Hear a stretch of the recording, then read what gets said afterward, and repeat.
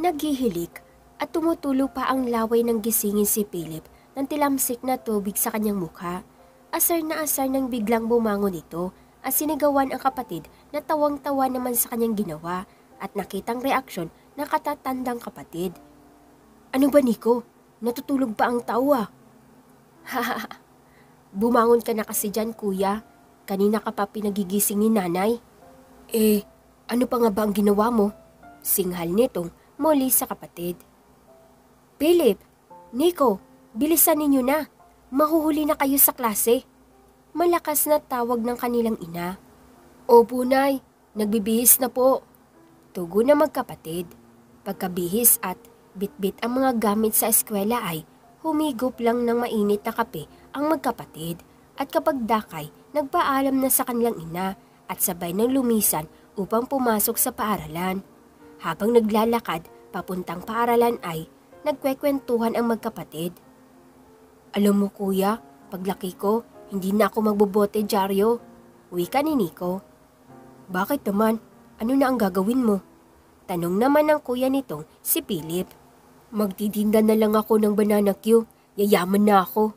Buong pagmamalaki at kumpiyansang tinura nito. "Haha, paano ka yayaman sa pagtitinda ng banana Q? Itsak ko, sayo pa lang ay ubos na ang tinda mo, kakain habang inilalako mo ito." Aliw na tugon ni Philip sa nakakabatang kapatid. "Hindi oh, tipigilan ko ang sarili ko, hindi ko gagalawin ang mga tinda ko para marami akong maibenta." Pasubali nito sa kanyang kuya.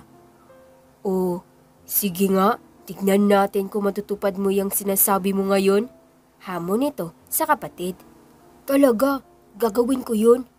Paniniyak ni Nico, sabay sabing, "Oh, malapit na pala tayo sa school. Karirahan na." Sabay takbo ng matulin. Mabilis namang hinabol ito ni Philip at nagkarirahan ang magkapatid papuntang school. Pagdarating sa paaralan ay nagkanya-kanya na silang pasok sa kanilang classroom.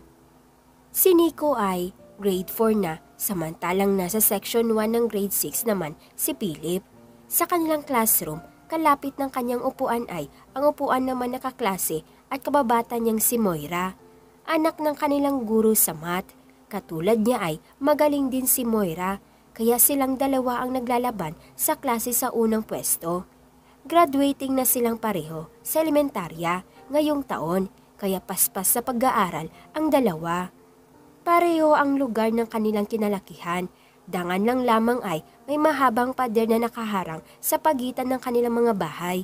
Kumbaga, sa lugar na may hirap, nakatira sina Philip, samantalang sa mga nakaluluwag naman sa buhay ang kina Moira. Subalit, gayon pa man ay magkaibigan pa rin sila. Halos sabay silang lumaki, nag-aral sa parehong paaralan at lagi magkompetensya sa lahat ng aralin dahil parehong matatalas ang mga isip. Walang itulak kabigin sa kanilang dalawa pagdating sa katalinuhan. Madalas din sa kanilang recess time ay sila ang palaging magkasamang sabay na kumakain. Lagi pang dalawahan ang baon ni Moira para sa kanya at sa kanyang kababatang si Philip. Alam ni Moira ang kalagayan nito sa buhay, kaya madalas ay wala itong baon. Kaya siya na mismo ang nagkukusa na i-share dito ang kanyang baon na pagkain. Nauunawaan naman ito ng mama ni Moira na guro din ni Philip. Kaya hinayaan niya ang kanyang anak na magbaon ng sobra para ma-share ito sa kanyang kababata.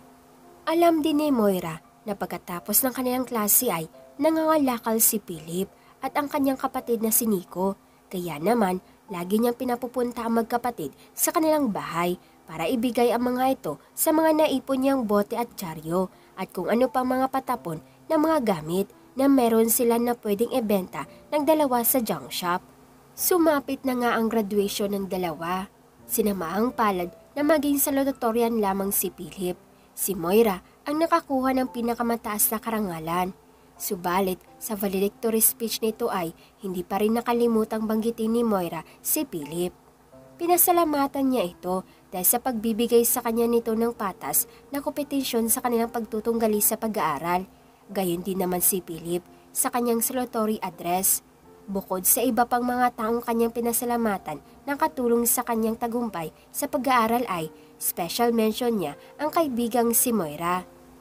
Nais ko pong pasalamatan ang kabutihang nagawa sa akin ng aking best friend na si Moira Sanchez at ng kanyang ina na si Ma'am Sanchez. Gayon din po sa aming mga guro na magtiyagang umalalay sa aming mga mag-aaral. Maraming salamat din po sa aking ina na walang sawang kumakalinga sa aming magkapatid. Iniaalay ko po sa kanya ang medalyang ito at higit po sa lahat sa Diyos na may gawa ng lahat ng ito. Tanging sa kanya lamang po ang lahat ng pagpuri at pasasalamat sa ngalan ni Jesus. Amen. At sa pagkilala sa magkapangyarihang gabay ng Diyos sa kanyang buhay, tinapos ni Philip ang kanyang salutatory address. Matapos ang seremonya ay nagbigay ng kaunting salo-salo ang prinsipal ng paaralan upang salamatan ang mga magulang na mga graduates at mahalagang tao na dumalo sa okasyon. Nagkaroon ng pagkakataon sina Philip at Moira na makapag-usap kahit sandali tungkol sa kanilang i-enrollan na paaralan sa high school. Baka daw sa private ako i-enroll ni Mama para daw magamit ko yung full scholarship ko as valedictorian. Sayang naman daw yun. Kaya kailangan i-avail ko daw. Balita ni Moira kay Philip. Gustuhin ko man na mag-private school ay alam mo naman na hindi naman kakayanin. Malungkot na tugon ni Philip sa sinabi ni Moira. Sayang, kung ikaw sana ang naging valedictorian ay magagamit mo yun. Mas deserving ka naman sa akin kung tutuusin. Wika ulit ni Moira. Huwag mong sabihin yan, Moira. Alam kong deserving ka rin dahil pinaghirapan mo naman talaga yan. Ganun talaga, marahil ay may plano ang Diyos. Siya na lang ang bahala sa akin kung saan ako nararapat mag-aral. Puno ng pag-asang tugon ni Philip sa kababata.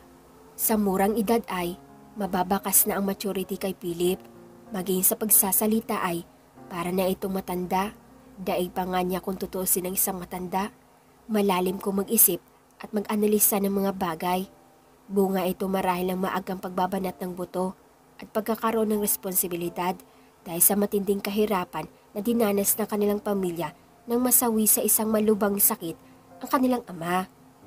Pero ang nakakagulat dito, kahit dumaan pa sa ganung pagsubok ay lalo pang tumibay ang pananampalataya at pananalig nito sa Diyos ng kanyang kinakapitan. Hindi na nga ordinaryong bata si Philip. Inihanda at hinubog na ito ng panahon upang sumabak sa laban ng buhay. Natapos ang selebrasyon at nag-uwian na ang lahat. Nagpaalam na sa isa't isa sina Philip at Moira. Hindi alam ni Philip na iyon na pala ang magiging huling pagkikita at pag-uusap nila ng kanyang kababata. The following day ay paalis na pala ang pamilya ni Moira papuntang Cebu. Doon na destino ang ama nitong sundalo, kaya minabuti na rin ng mama ni Moira na sumama ang buong pamilya at magpalipat na lang sa Cebu at doon magturo bilang guro. Doon na rin mag-aaral sina Moira at kanyang mga kapatid. Kinabukasan, maaga pa lang ay inihanda na ni Philip ang kanilang kariton na kalakal. Pagkahigop ng mainit na kape at matapos bilinan ng kanilang ina na huwag masyadong lumayo sa pangalakal ay umalis na rin ito papunta sa kanyang pinaglalabadahan. Punta na tayo agad kina Moira, kuya. Baka marami siyang ibibigay sa ating kalakal para hindi na tayo lumayo. Suggestion ni Nico sa kapatid. Ihuhuli na natin sila para tuloy uwi na tayo. Sagot naman ni Philip. Matapos makarami ng nakakuhang kalakal ay tumuloy na sila kina Moira. Pagdating sa bahay ng kaibigan ay nag-doorbell si Philip sa gate pero walang lumalabas. Matagal din silang naghintay pero maging si Moira ay hindi lumabas. Nagtaka ang magkapatid. Bakit ganon? Dati-rati ay mabilis na pinagbubuksan sila ng pintuan ng gate kapag nalaman, lalo na ni Moira na sila iyong nasa labas. Nakita sila ng kapitbahay sa tapat ng mga Sanchez kaya sumigaw ito na walang tao doon. Lumapit ang magkapatid sa matandang babae na nagsabi na wala nang tao sa bahay ni Moira. Bakit po? Nasaan po sila? Tanong ni Philip. Umalis na, kanina pang umaga. Tugon nito. Saan pa sila nagpunta? Tanong ulit ni Philip. Pumunta na nga Cebu, doon na sila titira. Sagot ulit ito. Bakit po? Doon na sila titira? Si Nico naman ang nagtanong. Doon yata na destino si Major Sanchez, kaya sumama na pati buong pamilya. Matyagang sagot naman ng matanda. Paano na po ang bahay? Sino na po ang titira dyan? Usisa ulit ni Philip. Pauupahan na lang daw yata. Muling tugon ng matandang kapitbahay ni na Moira. Hindi na nakakibo ang magkapatid. Parang biglang nalungkot si Philip. Matagal din silang nakatayo sa tapat tinatanaw ang bahay ni na Moira. Maya-maya ay nagsalita ulit ang matandang babae na kausap nila. Teka, meron pa ako mga bote at dyaryo dito. Ibibigay ko na lang sa inyo. Hintayin ninyo ako sandali at kukunin ko sa loob. Wika nito sa kanila. Sige po, sagot ni Nico. Nang bumalik ang matandang babae ay iniabot sa magkapatid ang 2 supot ng bote at isang bugkos ng dyaryo. Nagpasalamat ang magkapatid. Salamat po, Lola. Walang anuman. O siya, sige na at mainit na dyan sa labas. Dali na ninyo ang mga kalakal sa junk shop at na makauwi na rin kayo. Payo nito sa 2 bata. Opo, Lola. Maraming salamat po uli. Sagot ng magkapatid. At sinara na ng matanda ang gate nito. Pero nanatili pa rin nakatayo ang 2 sa labas. Patuloy na tinatanaw ang bahay ni na Moira. Nang mainip na si Nico dahil hindi pa rin kumikilos si Philip ay siya na mismo nag-aya sa kapatid na umalis na sila. Doon pa lamang inumpisahang itulak ni Philip ang kanilang kariton. Pero simula noon ay naiba na ang dating pagsigla si Philip. Naging maseryoso ito at inubos ang panahon sa pagtulong sa kanilang ina sa pangalakal at sa pag-aaral. Lumipas ang mga panahon. Binata na sina Philip at Nico. Nagsikap mabuti sa kanyang pag-aaral si Philip. Ginamit ang angking talino upang makatapos ng isang business course na magagamit niya sa pagtatayo ng isang negosyo. Nauna muna niyang sinubukang magtayo ng isang junk shop na kung saan una silang sumabak ng kanyang kapatid na si Nico noong mga bata pa sila, ang pangalakal. Sa tulong at gabay ng Diyos ay napalago niya ang junk shop na ito. Nakaahon sa kahirapan ang mag-iina. Unti-unti, sa magaling na pamalakad ni Philip, ay nabili nila ang lupa na kinaroonan ng kanilang junk shop. Ilang taon pa ay napagtapos na rin niya ang kanyang nakakabatang kapatid na si Nico ng kursong engineering. Isinunod ni Philip ang pagpapatayo ng kanilang bahay sa loob ng compound ng kanilang malawak na junk shop. Subalit, hindi pa dyan natapos ang pananagumpay ng dati-rate batang mga lakal na makaipon ng sapat at sa tulong ng kaalaman ng kanyang kapatid na si Nico ay magkasama nilang itinayo ang isang engineering construction company. Sa kumpanyang ito na mayagpag ng husto ang magkapatid. Sa magaling at maingat na management skills ni Philip at sa expertise naman ni Nico sa engineering ay nakakuha sila ng kontrata mula sa malalaking kumpanya sa ibang bansa. Resulta nito ay nagkaroon ng ekspansyon ang kanilang kumpanya. Lalo pa itong lumawak at umunlad. Halos abutin ng bilyon-bilyon ang worth ng itinayo nilang negosyo. Nakabili na sila ng maraming lupain sa mga exclusive villages at nakapagpatayo pa sila ng hindi lang iisang bahay. Hindi pa kasama ang mga rest houses sa sikat na mga beach resorts tulad ng Boracay. Ang dating barong-barong na tahanan ay napalitan ng magagarang mga mansyon. Nagbunga ang lahat ng pagpupunyagi at pagsisikap nito. Kaya sa edad na 33 ay masasabing certified billionaire na si Philip. Masasabing tunay na nga ipinagpala at ginabayan siya ng Diyos sapagkat dito lamang siya kumapit at hindi kailanman bumitiw simula pa ng kanyang pagkabata.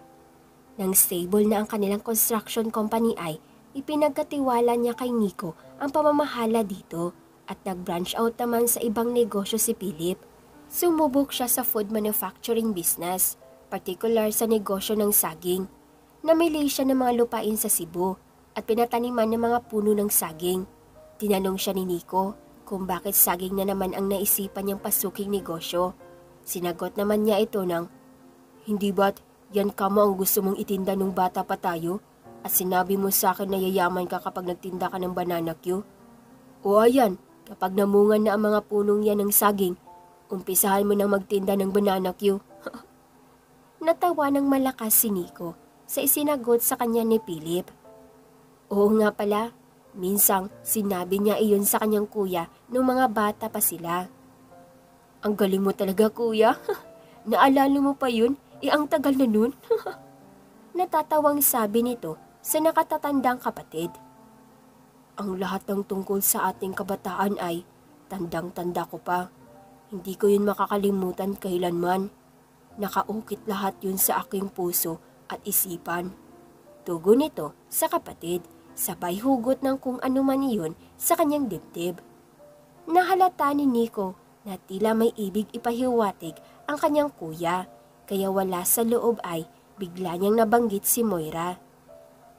Kasama ba doon sa mga alaalang iyon na hindi mo malimutan ay si Moira, ha kuya? Wala sa loob na tanong nito sa kanyang kapatid. Nang marinig ang pangalan iyon ay, biglang nagliwanag ang mukha ni Philip. Napansin ni Nico ang kakaibang kislap sa mga mata nito na huli niyang nakita noong graduation nito sa elementarya. Subalit, simula nang umalis si Moira, kasama ng pamilya nitong mamirmihan na sa Cebu ay napalitan ang mga kislap na iyon ng lungkot. Lungkot na naroon pa rin kahit nakatawa ito. Mga bata pa lang sila noon kaya hindi pa iyon gaano naintindihan ni Nico. Pero ngayong nasa hustong isip na siya ay ngayon lang niya naunawaan kung bakit biglang nagbago ang kanyang kuya simula nang nawala si Moira. Nawalan ito ng sigla at iniukol ang oras sa pag-aaral at pangangalakal. At hanggang sa makatapos ito ng kanyang kurso ay sa negosyo naman nag-focus. Niwala siyang nabalitaan na nagustuhan o niligawan man lang nitong ibang babae. At hindi sinasadya ay may pumasok sa isipan ni Nico na bigla nitong naibulalas kay Philip. Aha! At kaya ka pala siguro sa Cebu magtatayo ng banana plantation ay dahil alam mong naroon si Moira, no? Hindi nakapagsalita si Philip sa mga tinuran ng kapatid. Tinignan na lamang ito, saka umiling at umalis. Kuya, teka, sandali lang. Galit ka ba sa sinabi ko? Pahabol na tanong nito sa nakakatandang kapatid. Parang nag-guilty si Nico sa biro niya sa kapatid. Wala naman siyang masamang ibig sabihin nang banggitin niya ang tungkol kay Moira. Pero ngayon, sigurado na siya kung bakit naging malulungkutin ang kanyang kuya. Hindi man ito aminin ay alam na niya na dinamdam nito ang pag-alis ng best friend niyang si Moira. Pero teka, sa tagal ba ng panahon ay best friend pa rin ba ang turing nito sa kababata niyang iyon? O baka naman noon pa man ay crush na talaga ito ng kuya niya. Kaya kahit hanggang ngayon ay hindi na ito tumingin o nanligaw man lang sa ibang babae. Baka si Moira na nga talaga ang one true love ng kuya niya. Naging palaisipan iyon kay Nico. Kung hanapin kaya niya si Moira, para naman makabawi siya sa kanyang kapatid na isinakripisyo ang sariling kaligayahan para mabigyan siya at ang kanilang ina ng magandang buhay.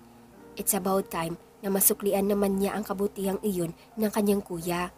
And the least he could do is to help him find his true happiness.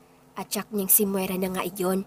At total, meron na siyang negosyo sa Cebu, madali na siyang makapunta doon. Kaya lang, may problema.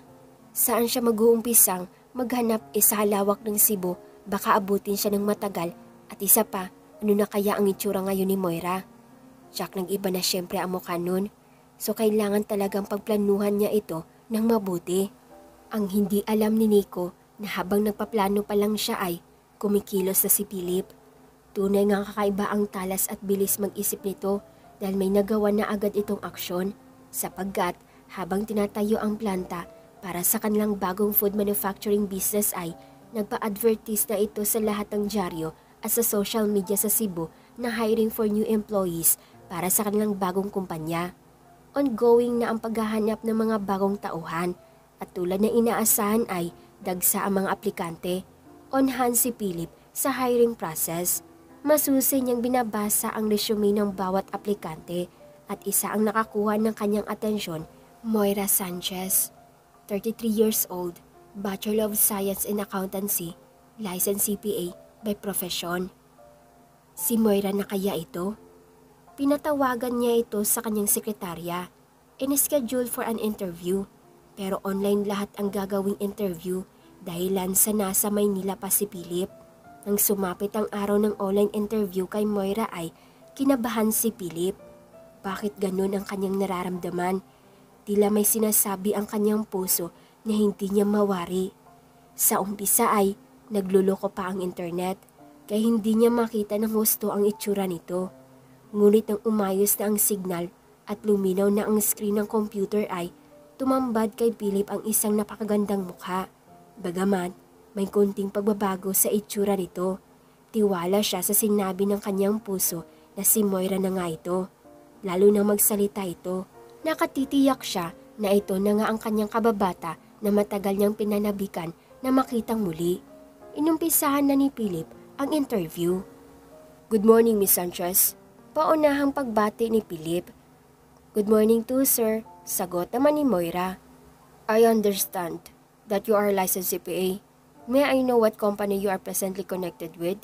Because you did not state it here in your resume. Paunahang tanong nito kay Moira. At present, I work freelance, sir. Tugo naman ito sa kanya.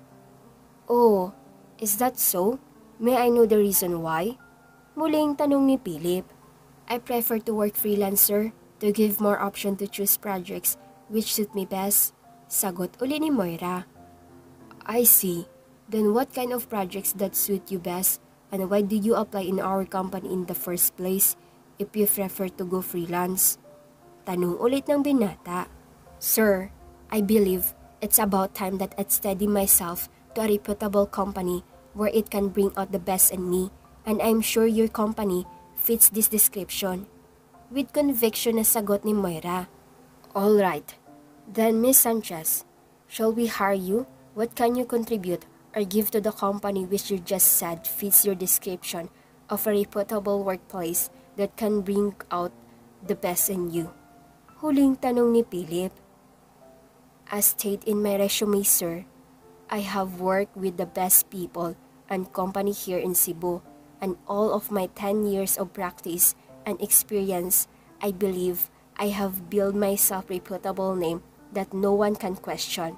With due respect, sir, I must say that with much pride, I have established a good name for myself in the field of accountancy, and for this reason, I am confident that I can be an asset to your newly established company as far as finances are concerned.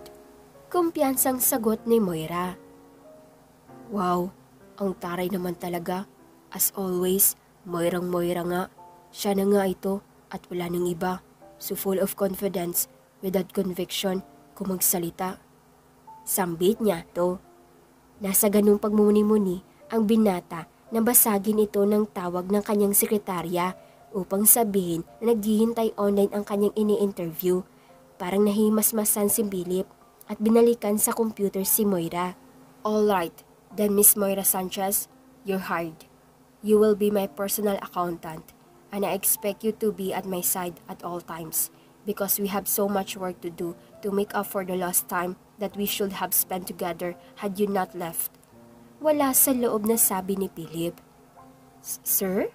Nagtatakang patanong na isagot ni Moira sa mga sinabi ni Philip.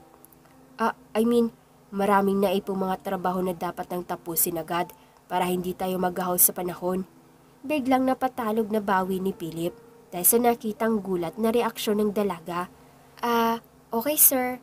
Thank you for trusting me with the position as your personal accountant.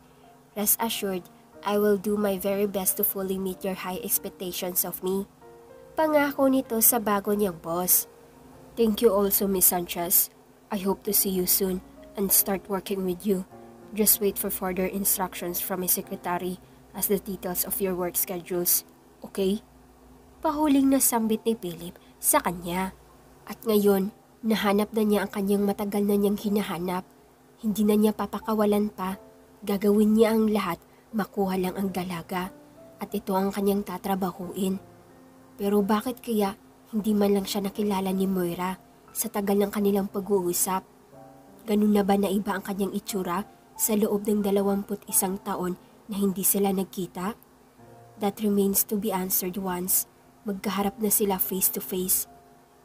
Lumipas ang mga araw, natapos ang construction ng buong planta at opisina sa Cebu.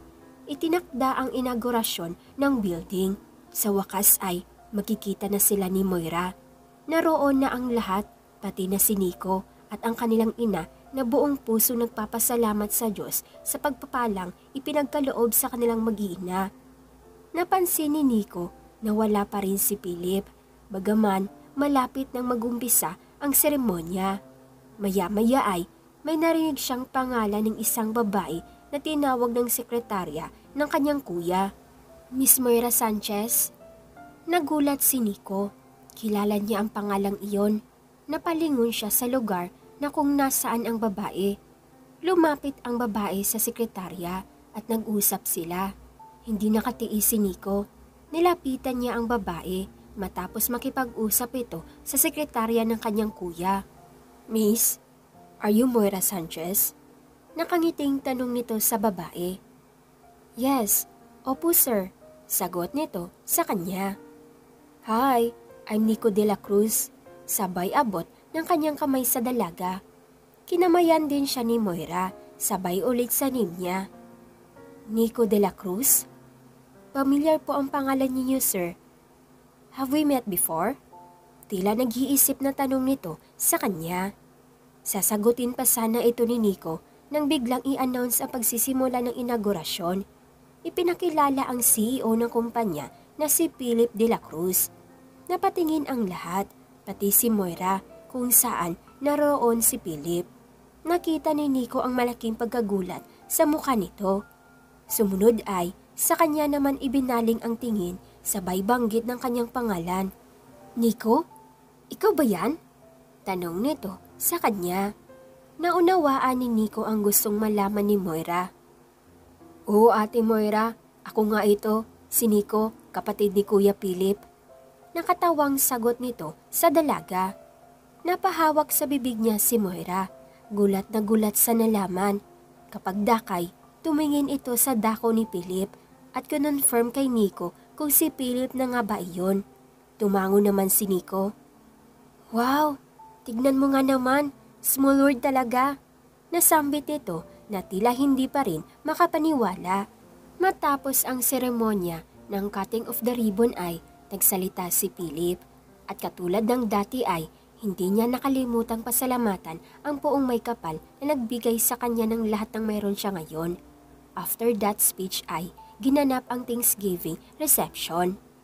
Saka pa lamang nakalapit sina Nico at Moira kay Philip. Nang makita ng binata na palapit sa kanya ang dalawa ay iniunat niya ang kanyang kamay bilang senyales na pag-embrace sa long lost kababata. Sa nakitang iyon ay na-encourage na rin si Moira. Paglapit pa lang nito sa binata ay yumakap na rin ito ng mahigpit. Umiiyak ito habang nakayakap sa kanyang kaibigan. Hindi na rin napigilang maiyak ni Nico sa madamdaming tagpong iyon. Hindi mapapantayan ang kaligayahang nadarama ni Philip habang nakayakap sa kanya ang pinakamamahal na kababata. At nadama ni Philip ang pananabig nito sa kanya. Ang lahat ng iyon ay nasaksihan ng kanilang ina at patuloy siya nagpapasalamat sa buong may kapal sapagkat alam niya na ngayong araw na ito ay kumpleto na ang kaligayahan ng kanyang panganay na anak. Nang mahimasmasan ay nagpahid ang mga ito ng luha na tila nahihiya sa eksenang ginawa nila. Inaya ni Philip ang kababatang kasama sina Nico at si Nanay Belen, ang kanilang ina, sa kanyang opisina at doon nagpahatid ng pagkain upang kanilang pagsaluhan. At habang kumakain ay nagkaroon sila ng pagkakataong makapagkwentuhan.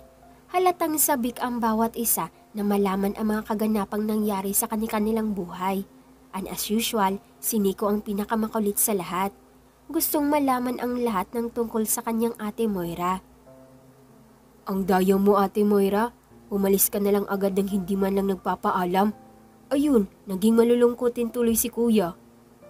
Pagkarinig noon ay pinanlakihan ni Philip ang mata ng kapatid kasabay ng pagtikom ng bibig na ang ibig sabihin ay zip your lips. Mabuti at nakuha naman agad ni Nico ang ibig sabihin ng kuya niya kaya medyo rumenda ng konti sa pagsasalita. Ay, sorry po. Hindi ko po kasi alam na mismong kinabukasan na kami agad aalis. Ang akala kasi ay sa susunod na araw pa kaya may pagkakataon pa ako makapagpaalam sa inyo. Kaso nga ganun ang nangyari. Sorry na Philip. Tura ng dalaga kasabay ng paghingi nito ng paumanhin sa kababata. Na sinagot naman ni Philip na, okay na yun, nangyari na, kaya wala na tayong magagawa. Ang mahalaga ay, ang ngayon ay nagkita na ulit tayo. Na sinagot naman din agad ni Moira, at wala akong kaalam-alam na ikaw pala yung CEO na nag-i-interview sa akin, kaya pala may nasabi kang tungkol sa lost time. Sabay tawa nito ng malakas. Natawa na rin si Philip na parang napahiya sa sinabi ni Moira. Sumabad sa usapan si Nico. Teka, ano yung tungkol sa lost time na yun? Tanong nito sa dalawa. Wala iyon Nico, kami na lang ni Moira ang nakakaalam nun. Si Philip ang sumagot upang mailayo na lang ang topic tungkol doon. Baka nga naman kung saan pa mapunta, lalo ang usapan ay masira ng tuluyan ang diskarte niya sa dalaga. Muli na gets ni Nico ang ibig sabihin ng kapatid kaya iniba niya ang usapan. Ang ibig mong sabihin, hindi mo nakilala si kuya sa tagal ng interview niya sa'yo, ha Ate Moira? Tanong nito sa dalaga. Hindi nga kasi naman nagluloko ang internet ko nung time na ini-interview niya ako. Tapos malabo pa yung screen dahil sa mahinang signal, kaya hindi ko talaga siya nakilala. Pero ngayong nakita ko na kayong lahat, wala naman halos pinagbago. Pero si Nanay Belen, in fairness lalo pang nag-bloom. Iba na kasi pag donya ka na Hindi po ba Nanay Belen? Papirong wika ng dalaga sabay tawa ng malakas. Ay, hindi naman. Ang lahat naman ng mga ito ay mula pa rin sa Diyos na walang hanggan ang kabutihan at kapangyarihan. Sagot naman ni Nanay Belen. Amen. Na inayuhan naman ng tatlo. Inabot na sila ng gabi, dahilan sa walang katapusang kwentuhan. Ika nga ni Philip, making up for lost time. Si Nanay Belen ang unang sumuko, napagod ng matanda at tag-aya ng bumalik sa 5-star hotel kung saan sila magpapalipas ng ilang araw bago bumalik sa Maynila. Nico, asikasuhin mo nga bukas na maghanap ng magandang lokasyon na malapit dito sa plantation na pwedeng pagtayuan ng bahay natin dito sa Cebu para kapag narito tayong lahat ay may matutuluyan na agad tayo. Bili ni Philip sa kapatid. Yes kuya, bukas na bukas din, aasikasuhin ko yan. Sagot naman nito kay Philip. Halika na Moira, ihahatid na kita sa inyo. Baling naman ni Philip sa dalaga. Ay, okay lang, wag na, may sasakyan naman ako, I can manage. Besides, malapit lang kami dito. Tangging tugon nito sa kababata. But I insist. Pilit ni Philip. Nakita ni Moira na determinado si Philip na ihatid siya kaya pumayag na rin ang dalaga. Paglabas ng building ay pupunta sana si Moira ng kanyang sasakyan pero pinigilan siya ni Philip. Wag na, iwan mo na lang ang sasakyan mo dito at yung sakin na lang ang gagamitin natin. Pero, paano ako papasok bukas? Ano ang gagamitin ko? Papuntang opisina. Susunduin kita bukas. Ha? Malaking abala naman yan sa'yo. Hindi yan malaking abala sa'kin. Remember, making up for lost time? Sa sinabing iyon ni Philip ay, hindi nakipag-argue pa si Moira. Sa nakita niyang determinasyon nito na gawin ang isang bagay ay alam din niya na nais din siguro nitong malaman kung saan siya nakatira. Kaya nagpupumilit ito na ihatid siya. Okay, sige, you're the boss. Tanging nasabi ng dalaga kay Philip. Nang nasa loob na sila ng sports car ni Philip ay hindi na iwasan ng dalaga na hindi humanga sa kotse nito. Pero nagpumilit pa rin ito tungkol sa kanyang sasakyan. Huwag ka nang mag-alala tungkol sa kotse mo. Ipapahatid ko na lang iyon sa driver ko bukas sa inyo pagkasundo ko sa iyo. Bilinan mo na lang sila sa inyo bukas para sa sasakyan mo kapag naroon na ito sa inyo. Okay, sabi mo eh. Tiwalang sagot ng dalaga sa binata. Habang tumatakbo ang minamanehong sasakyan ni Philip ay napansin ni Moira na palayo iyon sa kanila. Kinalapit niya ito at sinabing, "Hindi po dyan ang amin. Palayo na tayo sa bahay namin." "Ha? Ganun ba? Bakit hindi mo sinabi agad?" Natatawang sagot nito sa kanya. "Ay sus, akala ko pa naman kabisado mo na ang mga daan dito." Sagot nito kay Philip. "Paano ko makakabisado eh? Hindi naman ako taga rito. Ikaw ang taga rito, hindi ba?" Nakangising tugon ng binata. "Hay nako, Sir Philip, ano ba ang binabalak mo? Ha? At palayo na tayo ng palayo sa amin. Punta muna tayo dito." Sabay liko sa kanan, saka inihinto at ipinarada ang kotse nito. Nasa tabing dagat na pala sila. Huli na nang mapansin ito ng dalaga dahil na kay Philip ang kanyang atensyon habang nagmamaneho ito. Binuksan ng binata ang pintuan ng sasakyan saka nag-ayang, "Tara, magpahinga muna tayo sandali." Humaplo sa mukha ng dalaga ang malamig na simoy ng hangin mula sa dagat. Tumingin siya kay Philip na nanatiling malayo ang tingin sa kanya. Tinanong ni Moira ang kababata, "Bakit mo naman naisipang pumunta dito ngayon?" "Wala lang. Gusto ko lang makasagap ng sariwang hangin." Sagot nito sa kanya. Pero pagkasagot ay sinundan din ng tanong ng binata kay Moira. "Bakit nga pala hindi ka pa nag-aasawa hanggang ngayon? Sa ganda mong yan, imposibleng walang naliligaw sa'yo." Ngunit hindi sinagot ni Moira ang tanong ni Philip. Bagkus ay ibinalik dito ang gayong ding katanungan. "Teka nga pala, ikaw muna ang tatanungin ko. Ikaw, ba'y may asawa na?" Balik tanong ng dalaga sa binata. "Wala pa rin." Sagot naman ito sa dalaga. "Oh, bakit hindi ka pa rin nag-aasawa?" Tanong muli ng dalaga. Tumingin si Philip kay Moira. Napangiti ito. "Teka muna, ako ang unang nagtanong yan sa'yo. Bakit ibinabalik mo sa akin ang tanong ko? Parang nagtatanungan na lang tayo nang walang sumasagot sa ating dalawa." Nagkatawang winika ng binata. "Sige, ganito na lang. Sagutin mo muna yung tanong ko bago ko sagutin ang tanong mo. Okay ba yon sa'yo, sir?" Pasumbali ng dalaga. "Okay, sige, para matapos na lang ang tanungang ito na walang gustong mag-give in ay ako na lang ang unang sasagot." Unlike a true gentleman, sinagot ni Philip ang tanong nila sa isa't isa. "Kaya hindi pa rin ako nag-aasawa hanggang ngayon ay dahil sa naging sobrang busy ako sa pagpupundar ng aming kabuhayan." Pero deep inside, Philip ay alam niya ang tunay na dahilan at yun ay dahil may sadyang hinihintay siya at ngayon nga ay narito na ito sa kanyang harapan. Dumating na ang matagal niyang hinihintay, ang love of his life, si Moira. Pero hindi pa rin ito ang tamang oras para ipagtapat niya ang kanyang niloloob sa kababata. Naghihintay lang siya ng tama at magandang pagkakataon na alam niyang malapit na.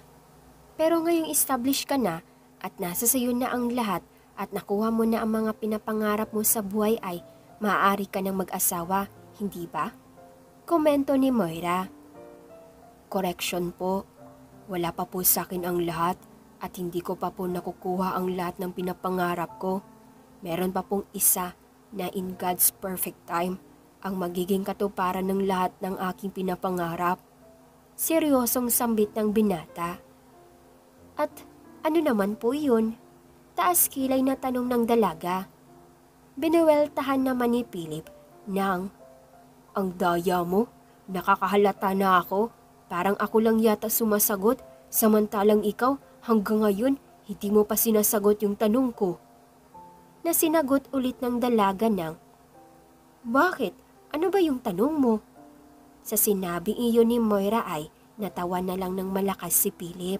Halata niya, ayaw talagang direktang sagutin ng dalaga ang tungkol sa kung bakit hindi pa rin ito nag-aasawa hanggang ngayon, kaya hindi na niya ito pinilit pa. Halika na nga, ihatid na kita sa inyo at dahil as I see it, merong isa dyan na ayaw talagang sumagot. Natatawa na rin si Moira sa sinabi ni Philip. Alam niya na nakahalata na ang BFF na ayaw niya talagang sagutin ang tanong nito, kaya nanatili na lang siyang tahimik hanggang sa makarating sila sa kanila. Pagtapat sa gate ng kanilang bahay ay pinahinto na niya si Philip. Ayan na yung sa amin, Philip. Halika, bumaba ka muna para makita ka naman ni Mama. Imbita nito sa binata. Huwag na, masyadong gabi na, baka natutulog na sila. Maistorbo pa natin, tanggi ng binata. Pero dinugtong nito, bukas na lang sa inyo ako mag-aalmusal para mas mahaba ang kamustahan. Okay ba yun sa'yo? Tanong nitong nakangiti sa dalaga. Sure, mas okay yun. Kaya lang, hindi ba ito makakaabala sa work mo? Balik tanong naman ng dalaga. No problem, kauumpisa pa lang naman ang business. Kaya hindi pa masyadong heavy ang workload kaya we still have time para mahabang kamustahan. Masayang sagot ng binata. Okay, sige. See you tomorrow for breakfast, Sir Philip. Ingat po kayo sa pagdadrive and marami pong salamat for the joyride kanina sa tabing dagat. You're welcome, kahit madaraya ka. Muli ay humagalpak ng tawa si Philip. Sa sinabing iyon ng binata ay natawa na rin ng malakas si Moira habang lumalabas ito ng sasakyan. Naalala nila pareho ang naging takbo ng kanilang usapan sa may tabing dagat kaya ganun kalakas pareho ang kanilang mga tawa. Hinintay muna ni Philip na tuluyang makapasok ng gate ang dalaga bago mabilis na pinatakbo ang kanyang sports car. Pagdating sa hotel ay masayang-masaya ang pakiramdam nito. Tulog na sina Nico at Nanay Belen nang pumasok siya sa kanilang suite. Pagpasok sa kanyang kwarto ay ibinagsak na lang nito ang katawan sa malambot nitong kama at kinunita ang mga pangyayari nitong nagdaang maghapon. Saglit lang ay nakatulog na ito, gawa na rin marahil ng matinding pagod at tensyon sa nagdaang inaugurasyon ng kanilang bagong kumpanya. Samantalang si Moira ay gising pa rin. Hindi ito dalawin ng antok. Hindi pa rin siya makapaniwala sa mga nangyari. Sa hindi niya inaasahang muli nilang pagkikita ni Philip at ang naging pag-uusap nila sa may tabing dagat ng gabing iyon. Masaya siya para sa kababata sa naging kapalaran nito at malaki rin ang pasasalamat niya sa Diyos at binigyan siya ng pagkakataon na maging parte ng bagong kumpanya nito. Hindi niya bibiguin ang BFF sa pagtitiwalang ibinigay nito sa kanya. Sa abot ng kanyang kakayahan bilang isang CPA, tutulungan niya itong mapaunlad ang negosyo ng lalo pa itong mamayapag sa larangan ng kanyang pinasok. Ganon siya ka-concern sa kanyang kaibigan. Wala siyang hinangad dito kundi ang lalo pa itong mapabuti sapagkat tunay niyang minamahal ang kaibigan simula pa lang ng kanilang pagkabata at kaya hindi niya masagot ang tanong nito ay yun ang dahilan sapagkat si Philip lang ang hinihintay niya. At ngayong nagkita na silang muli ay natapos ng matagal niyang paghihintay. Ang hiling lang niya ngayon ay ganun din sana ang maging turing sa kanya ng kababata. Ang maibalik din ni Philip ang nararamdaman niya ditong pagmamahal na kay tagal niyang iningatan sa kanyang puso. Maaga pa lang kinabukasan ay kumakatok na sa gate ni na Moira ang binata. May dala itong hearty breakfast na pinaluto sa hotel. Binuksan ito ng kasambahay at kapag dakay, pinapasok sa loob ng bahay. Sinalubong ni Mrs. Sanchez, ina ni Moira, ang binata. Good morning, Ma'am Sanchez. Masayang bati ng binata sa dati niyang guro. Good morning, Philip. Malugod ding sagot nito sa kanya. Nako, you're so early, iho. Halos hindi pa ako nakakaluto ng breakfast natin. Worried pero nakangiti. Wika nito kay Philip. Don't worry po, ma'am. Na-anticipate ko na po yan. Kaya nga po nagdala ko ng breakfast natin para hindi na po kayo magluto.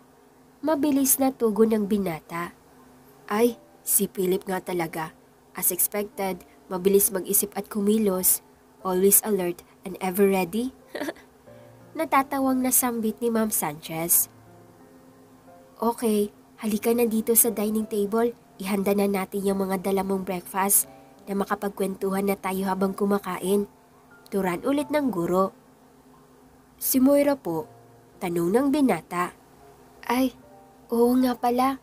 Tulog pa yata. Feli, pakigising mo nga si Moira. Sabihin mo nandito na si Philip kanina pa. Utos nito sa kanilang kasambahay.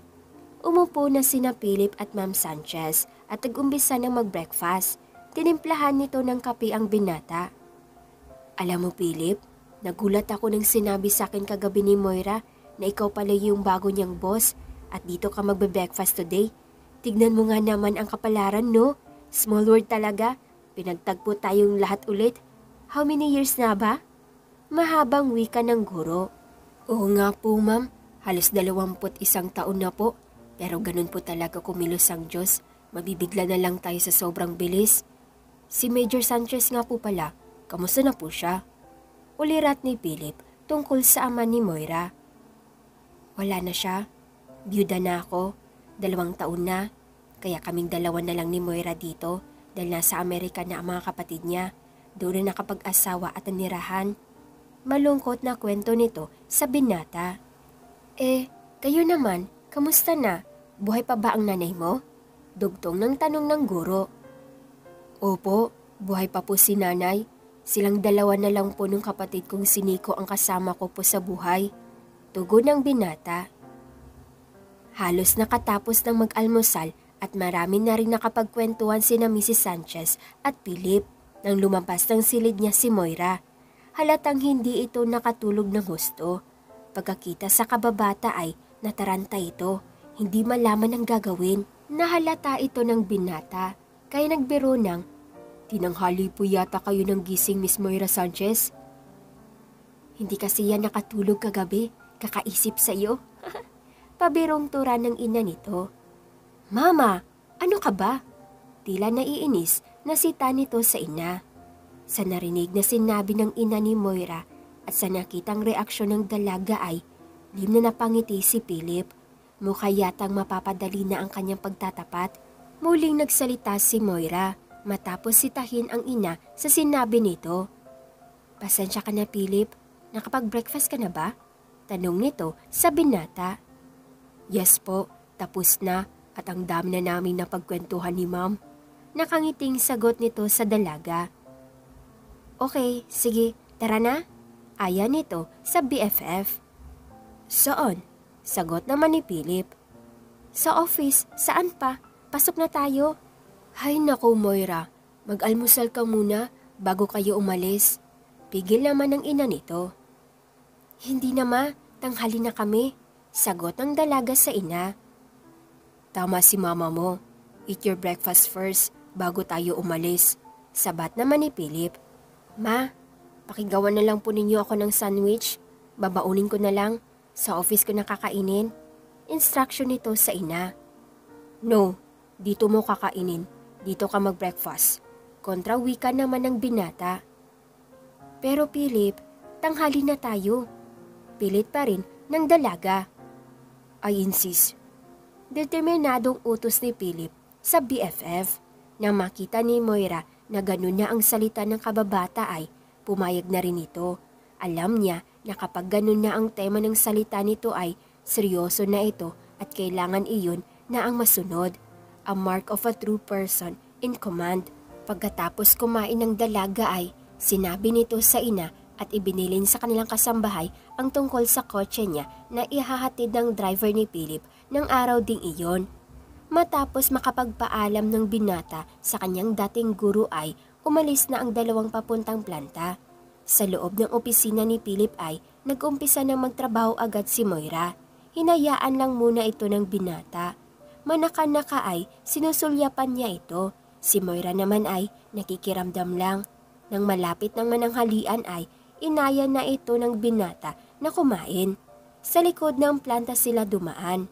Nagtaka si Moira. Teka, bakit dito tayo dumaan? Papuntang plantasyon ito. Nagtatakang tanong nito sa binata. May pupuntahan tayo. Sagot naman ito. Pagdating nila sa gitna ng plantasyon ay naroon ang isang kubo. Pumasok sila sa loob. Sa isang mesa sa gitna ay nakahain na ang kanilang masaganang pananghalian. Napawaw si Moira sa nakitang sapagkat napakamaaliwalas sa loob at tila isang itong munting tahanan na kompleto na sa lahat ng gamit. Ang ganda dito, Philip. Hindi maiwasang sabihin ni Moira. Hindi sumagot si Philip. Nakangiti lang ito. Hinawakan ang kamay ng dalaga at inayan na itong kumain. Habang kumakain ay hindi inaalis ng binata ang tingin nito sa dalaga. Habang si Moira naman ay conscious. Na makatapos silang kumain ay nagpasalamat ang dalaga sa binata sa masarap nilang tanghalian at nag-ayan na itong bumalik na sa opisina. Hindi tuminag ang binata. May kinuha itong silver box sa kanyang bulsa. Pinuksan ito at inilabas ang isang diamond-studded white gold bracelet. Inabot ang kaliwang kamay ng dalaga at isinuot dito ng buong ingat ang bracelet. Manghang-mangha si Moira sa kumikinang na diamond-studded white gold bracelet na ibinigay sa kanya ni Philip. Ano yan, Philip? Bakit? Para saan yan? Sunod-sunod na tanong nito. Hindi na binitawan ng binata ang kamay ng kababata. Buong lagkit na tinignan ito at pinakawalan na ang matagal ng kinukuyom ng damdamin. As a symbol of my love for you na matagal ko nang kinikimkim sa aking puso simula pa nung mga bata pa tayo, ngayon ay pinakakawalan ko na upang malaman mo, Moira Sanchez, na pinakaiibig kita at ikaw ang babaeng gusto kong makasama habang buhay.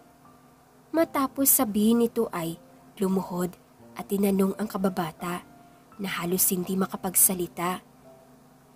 Will you marry me and be my wife, Miss Moira Sanchez? Umiiyak na ang dalaga sa narinig na proposal ng binata. Hindi nito akalain na ganun magiging kabilis ang mga pangyayari sa kanilang dalawa. Kahapon ay kakapagkita pa lamang nila after being apart for 21 years. Tapos ngayon, marriage proposal na agad. Bilis nga talaga. Pero sa pusong tunay na nagmamahalan, meron bang pinipiling oras o araw or even taon? Hindi makasagot si Moira. Walang tigil ang pagpatak ng mga luha nito. Maging si Philip ay naiyak na rin. Tumayo ang binata. Hindi na nito napigilan ang sarili at niyakap ang kababata. At sa pagyakap na iyon ay na-release ang marubdob na nararamdaman ng bawat isa. Hindi napigilan ni Moira ang kanyang sarili at pinakawalan na rin ang kaitagal na niyang itinagong damdamin sa binata. At habang humahagulgul ay binitiwan na ang mga salitang, "Yes, Philip, I will marry you and be your wife forever because I love you so much." Sa narinig sa dalaga ay lalong hinigpitan ni Philip ang yakap niya dito. Sabay labas sa isang engagement ring na tadtad din ng diamond. Isinuot niya ito sa daliri ng kanyang pinakamamahal. Sa sobrang tuwa ng dalawa ay napasayaw silang magkayakap kahit walang tugtog. Ang pag-ibig nga naman, kahit ilang taon pa ang lumipas, pilit iuusbong at lalago sa dalawang pusong pinagbuklod ng tadhana. Nang ma-realize ng dalawa ang kanilang ginagawa, nagsasayaw ng walang tugtog ay nagkatawanan na lang sila. Pero halos hindi pa rin mabitawan ni Philip si Moira. Yakap-yakap pa rin niya ito na tila ayaw na niyang pakawalan sa kanyang matitipunong bisig. Si Moira na ang kusang bumitaw at inayan na ngayon ay ang kasintahan na niyang si Philip na bumalik na sila sa opisina. "Mamaya na, gusto ko pang ma-enjoy muna ng gusto ang mga sandaling ito na magkasama tayo as newly engaged couple." Wika nito sa soon-to-be bride niya. "Hala, baka hanapin na tayo sa opisina." Nag-alalang sagot naman ng dalaga. "Hayaan mo sila. Bakit? Kanino ba yung kumpanya? Hindi ba sa atin?" Natinugon naman ng dalaga na, "Sa'yo lang po." "Ha? Hindi na ngayon. Sa atin na yun dahil pakakasal na tayo sa lalong madaling panahon. O halika na." Yaya nito sa kanyang fiancé. "Saan?" Tanong naman ni Moira. "Pakasal na tayo." Natatawang sagot naman ng binata. Ewan ko sa'yo, paismid na sambit naman ng dalaga. I'm not kidding. Ngayon pa lang ay pwede na tayo magpakasal dahil nakahanda na ang lahat. Susukatan ka na lang ng damit. Paniguradong sinabi ni Philip. Paano po si Mama? Hindi ba dapat mamanhikan ka muna? Tapos na po, namanhikan na ako sa kanya. Natatawang sagot ng binata. Kailan? Napadilat ang mga matang tanong ni Moira. Nung mag-breakfast ako sa inyo kahapon, bakit? Hindi mo ba alam? Hindi. Imposible yun. Mulagat pa ring wika ng dalaga. Bakit imposible? Ay na ang binata na mag-isip at kumilos na mabilis. Kaya nagugulat na lang ang mga nakapaligid sa kanya sa bilis na pangyayari sa kanilang mga buhay. Pero teka muna, meron ka pa palang utang sa akin. Biglang naalala ng binata. Utang na ano? Nagtatakang tanong naman ng dalaga. Isang tanong na hanggang ngayon ay hindi mo pa rin sinasagot. Nakangising sabi ni Philip. Biglang naalala ni Moira ang tinutukoy ng kasintahan. Yun ba? Hindi ba't nasagot ko na nga ngayon? Balik tanong na naman ito sa binata. Hindi pa po, wala ka pa rin sinasagot hanggang ngayon at gusto ko marinig mismo sa mga labi mo. Sagot ni Philip. Oh, sige na nga. Yamang nagpupumilit ka na malaman kung bakit hanggang ngayon ay hindi pa ako nag-asawa. Isasabihin ko na po. Kasi po, may hinihintay ako at dumating na nga yung hinihintay ko. Ang bilis-bilis nga eh. Magsasalita pa sana ang dalaga pero pinigilan na siya ni Philip. Tinakpan nito ang bibig ng dalaga at sinabing, "Shh! Huwag mo nang ituloy. Alam ko na ang sasabihin mo. Pareho tayo ng sagot sa tanong na yan dahil pareho tayo may hinihintay at ngayon nga ay nagbalik na ang pareho nating hinihintay. Ang isa't isa." Sabay yakap ng mahigpit sa babaeng pinakamamahal. Mahal na mahal kita, Moira. Ikaw ang kaganapan ng lahat ng pinangarap ko sa buhay at salamat sa Diyos, ibinalik ka niya sa akin. Mangiyak-ngiyak na tura ng binata sa dalaga. Gayon din ang dalaga na mahigpit ding yumakap sa binata at tila ayaw nang matapos pa ang mga sandaling iyon ng kanilang kaligayahan. Hindi rin mapigilan nito ang matinding pag-iyak, dala marahil ng hindi inaasahang twist of fate ng kanilang love affair. Imagine, after 21 long years, ay muli silang pinagtagpo ng tadhana at ngayon nga ay ikakasal na. What a twist of fate. At matapos nga lang ang ilang araw ay naganap na isang engranding kasal sa Cebu na dinaluhan ng mga prominenteng tao sa business at maging sa politika. Napakagandang bride ni Moira. Lalong tumingkad ang angking kagandahan sa suot nitong mamahaling trahe de boda. Gayon din naman si Philip na lalong kumisig sa kanyang tusido. Matapos maikasal ay nagkaroon ng honeymooners ng pagkakataon na makapaglibot sa buong mundo at in-enjoy ng gusto ang kanilang pulot gata. Makalipas ang isang taon ay binayayaan ang mag-asawa ng kambal na sanggol. Isang babae at isang lalaki na kawangis nila pareho at lalo pang umunlad ang kanilang mga negosyo. Wala nang mahihiling pa si Philip. Natupad na ang lahat ng pinangarap niya sa buhay at yun ay dahil sa kanyang mahigpit na ikapit sa Panginoong Diyos. Ang hinding-hindi siya bibitaw hanggang wakas. Hanggang dito na lang nagtatapos ang kanilang kwentong pag-ibig kina Philip at Moira. Maraming salamat mga katwini sa pagsubaybay sa kanilang kwento. Sana'y marami kayong natutunan sa kanilang dalawa. Muli, maraming salamat mga katwini sa pagtangkilik ng mga videos ko.